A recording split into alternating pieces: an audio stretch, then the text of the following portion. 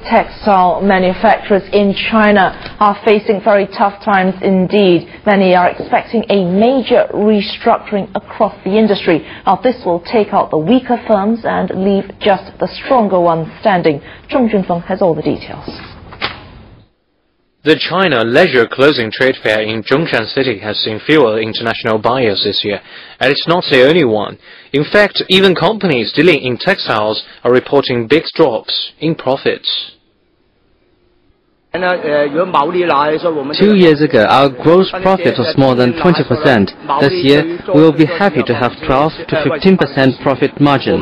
We have to increase our sales to make some amount of profit, which is more difficult.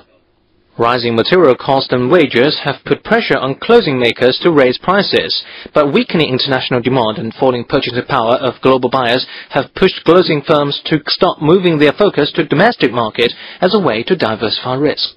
Now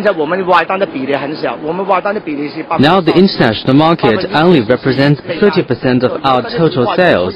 If the world economy gets worse, we will cut the rate to 20 or even 10%. But other firms are looking at this difficult time in another way. They say while small firms with low efficiency and minimum profit margin have been driven out of business, big firms can take the opportunity to expand their market shares.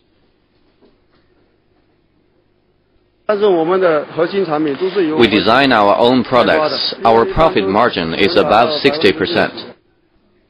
Clothing firms say their products represent a big part of China's exports, and they are undergoing unprecedented challenges from falling global market demand.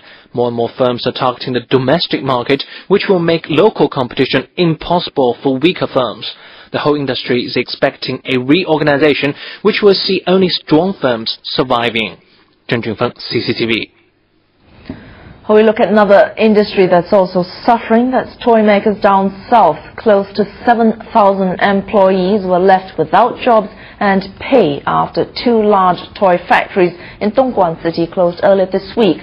But Saturday saw the local government step in to offer these workers a portion of their salaries for the month of August. 24 million yuan was doled out to thousands of the now unemployed who have been demanding unpaid wages from the factory's Hong Kong owner. This is Smart Union Group Holdings. It shut down factories on Wednesday, the same day the company issued a notice to the Hong Kong stock market saying it was suspending trading of shares pending the release of an announcement. Smart Union has long been highly dependent on exports to the U.S. market.